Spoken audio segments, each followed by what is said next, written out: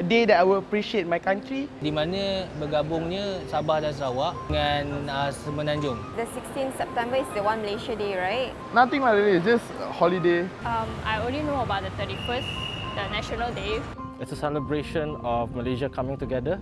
Malaysian Agreement 1963.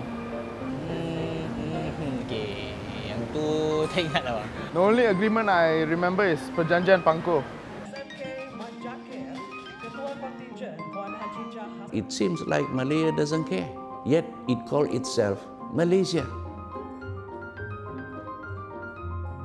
As long as we do not care about our history, we will never get things right. Anyone who doesn't have history have no future.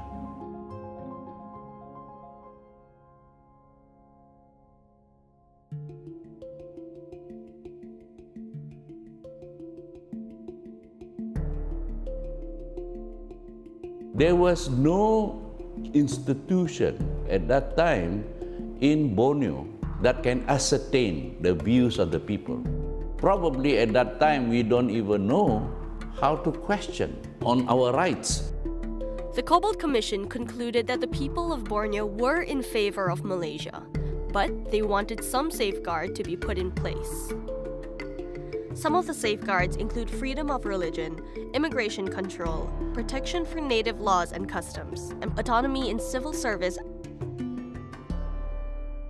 On the 9th of July, 1963, the Malaysia Agreement was signed and Malaysia came into being on 16th September 1963.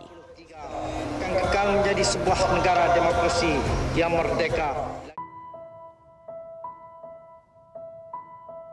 After Singapore left the Federation, this protection of one-third representation in Parliament was lost. So from then on, they bulldoze whatever laws they want. As signatories of the Malaysia Agreement, Sabah and Sarawak are the founding partners of Malaysia. But in 1976, the constitution was amended. We formed Malaysia because we want to form Malaysia. But instead, in 1976, the clever people in KL go and put Sabah and Sarawak into Malaya. And if the intent was to minimize Sabah and Sarawak into just a mere state, then it is wrong. Minister of International Trade and Industry Darrell Liking raised this question in Parliament when he was part of the opposition. They said they amended it to make it into alphabetical order, which I find kind of strange. The Sabah and Sarawak parliamentarians who voted for the amendment turned down our interview requests. The Sabah MPs at the time did not do their job. They should have objected. The state government kept quiet. Likewise, Sarawak. So we cannot blame anybody but our MPs and state government at the time.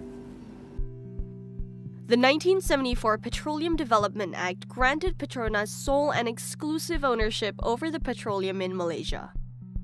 After its enactment, Sabah and Sarawak only receive 5% in oil royalty despite producing 60% of the country's petroleum.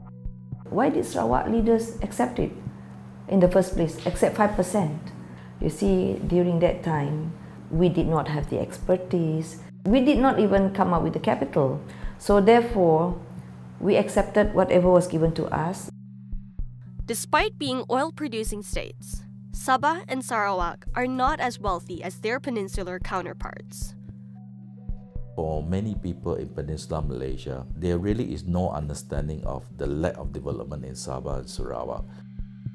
Our rural folks are still without clean water, electricity, without roads, without health care. So the oil revenue is not retained in Sarawak, but goes to Petronas and the federal government to fund the massive development in Malaya seen over the last 40 years. When the Territorial Sea Act 2012 gave Petronas more control over its operation in the Borneo water. Before we had 12 nautical miles, and suddenly after that there was a change to 3 nautical miles, and it was not even approved by us, by the state government. These are just some of the contributing factors to Sabah and Sarawak's growing dissatisfaction over the Malaysia deal. We have been cheated for more than 5 decades. Just for example, our 40% that is supposed to be given to Sabah It was never given to Sabah since 1964. In 2015, a national steering committee was set up to study the devolution of powers to Sabah and Sarawak. We have the law that allows us to protect our minerals. It's our oil, it's our soil, it's for us to decide. One of Pakatan Harapan's election promises is that they will restore the Malaysia Agreement. After 55 years, just how feasible is this? If you said that the financial arrangements were not followed since 1963, the quantum of money owing to Sabah and Sarawak, there was no way they have that pot of money to pay off. Jawatan kuasa khas kabinet yang akan dibentuk, di antara terma rujukan yang telah diberikan mandat kepada jawatan kuasa ini ialah untuk menyemak dan meneliti hak Sabah dan Sarawak. So there have been various committees. We are kind of already immune to it. I must say that the federal government, had not bothered for the last 55 years. Okay, we hope that the Pakatan Harapan government will do better. What do you hope to see with this new committee? I hope the committee will look into and go into further details with Petronas, how we can correct the revenue sharing, whether or not we have been fairly treated as well. Don't make a U-turn, because if you said you expect to do it within 6 months, you must have calculated it. MA 63 tu ya. Saya ulang balik ya, kalau ada kita terambil ataupun sengaja ambil ataupun terambil hak orang Sabah, kita nak pulangkan balik. The right to petroleum and revenue justice. The Malaysia Agreement was one of the hottest issues campaigned by politicians from both sides during the recent general elections. The reasons why the Malaysia Agreement is coming back in a big way was, so for 2008 and 2013, it was actually the MPs, the Barisan Malaysia MPs from Sabah and Sarawak that allowed UMNO to hang on to power. Why do you think the federal government will give you a public holiday now in September? So I think we really require the population of Malaysia to understand its own history and not allow history to be hijacked by vested interests. So the people should continue to speak up. They should not remain silent.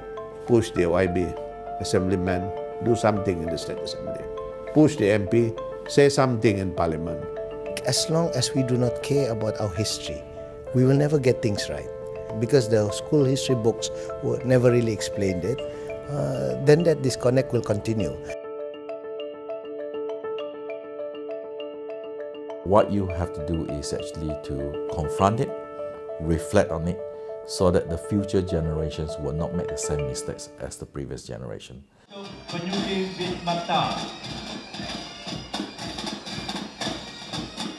Anyone who doesn't have history have no future.